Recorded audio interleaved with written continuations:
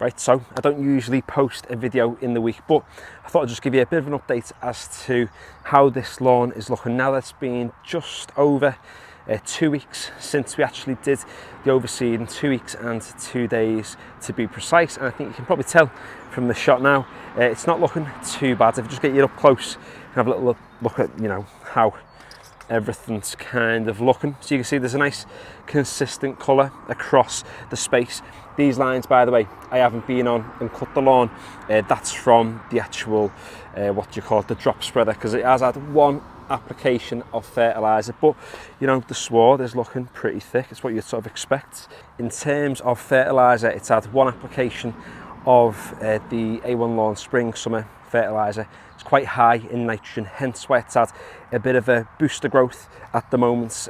So that's, you know, a big contributor as to why the sward has thickened up so much. And this is what you sort of expect from a ryegrass lawn this time of year in a fairly healthy condition with a bit of fertiliser. There is some fescue mixed in amongst it, but for the most part we are dealing with rye. One issue we do have, though, you might be able to see already, I'm not too sure, is we do have some power coming through, which is inevitable. I mean, you can see some there as well. So that is something I'm going to have to deal with. Not really something I'm going to be dealing with today for a few reasons, really. First one, I've had a big long day at work and it's about 6 o'clock at the time of recording, so I'm not for getting on my hands and knees at the moment and digging every, you know, weed grass plant out by hand.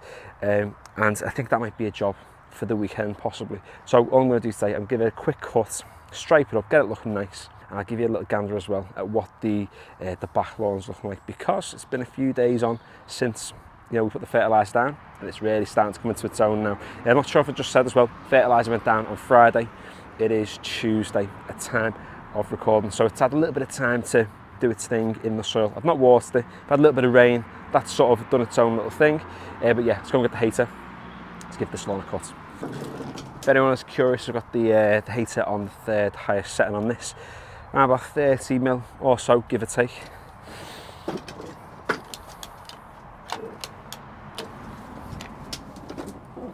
Usually helps if you get the battery and plug that into.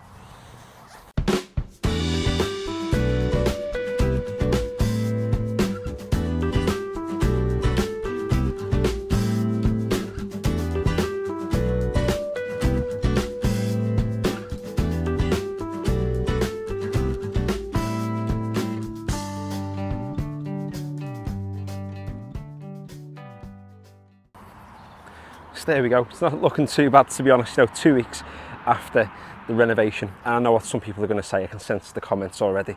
People hate the bush. I hated it when we first moved in. Then I started to like it. Then I hated it again.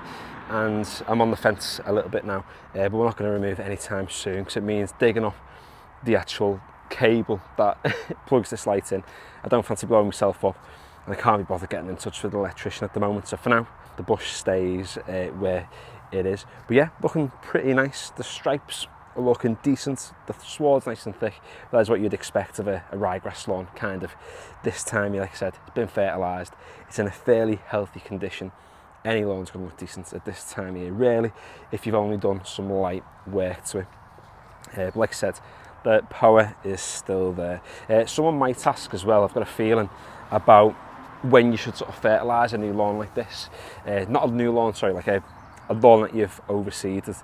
And really, you want to be doing it as soon as you possibly can, because once that seed germinates and starts becoming like a small little seedling, you want to be able to compete with the rest of the plants in the sward. And if you don't feed it soon enough, it might not be able to have that accelerated growth it kind of needs to compete with the rest. I mean, you could argue you're feeding the plants it's trying to compete with as well, so you're also feeding the competition. But not every seed's going to germinate, and I said that in the overseeding video. You want a high percentage to germinate, but you're never going to get 100%. And when you're overseeding, you're going to get even less. You see from scratch like a completely blank canvas, you get much more germination. But if you just overseed, then that's obviously going to be greatly reduced, because it's having to fight against all the other plants. But yeah, let's get into the back garden. Let's have a look at the bent fescue lawn and see how it's getting on. And in terms of the bent fescue, I feel like it sort of speaks for itself at the moment. So it was fertilised on the Thursday, the day before the front lawn, and like I said, time of recording it is a Tuesday. You can see I've had loads of germination. There's still a few spaces which look a little bit lighter, but when you get up close, there is still a fair bit of grass in those spaces. It's just only just sort of kind of coming through, and you know, the sward's going to thicken itself up anyway over time, which is always the benefit. But what, like I said in the last video, if you watched that, you know, the last video on this lawn, should I say, is when you get up close, the amount of grass plants in one space is absolutely unbelievable. So just go over to this side because it's easier to kind of film over here. If I just get up close, even just this little patch, you can see how many grass plants you actually have there in one small space. There's absolutely tons of them. Even there, look at that. Now, some might say it's too many, but once this lawn comes into its own and thickens up, that's what this lawn's going to do anyway, naturally itself. It's a lawn that you can prune, it's a lawn that you can thicken up just by scarifying it, cutting it, verticutting it, that sort of thing. I know some people were a tad apprehensive about the actual feed that I put down, but you've got to remember the True Grass, it's a soil conditioner. It's there to add goodness into the soil, which in turn, you know, helps the plant to thrive. So yeah, I did only get on, you know, with the first feed 2 days after germination, and sort of by the end of this week, I'm going to get on again and give her another feed to give that extra sort of boost and growth. So stick around, see what the progress is. And like I always say, if it goes wrong, it's my lawn, don't stress on it. And if you're sort of a couple of weeks behind me doing a similar process, he's just waiting in the background, it's not bothered. If you're doing a similar process to me, then hopefully you can sort of see what progress I kind of get with this lawn, and then it can help you to sort of adapt what you do with yours. So thanks for watching today's video. If you enjoyed it, feel free to give it a like. Like I said, it's only a short one, just give you an update as to how everything is looking. If you'd like to follow along with this lawn or the front lawn or any of the other sort of things we've got going on this channel at the moment, then head over to my channel, check out the content, and if you like what you see, feel free to subscribe. And finally, thanks for watching.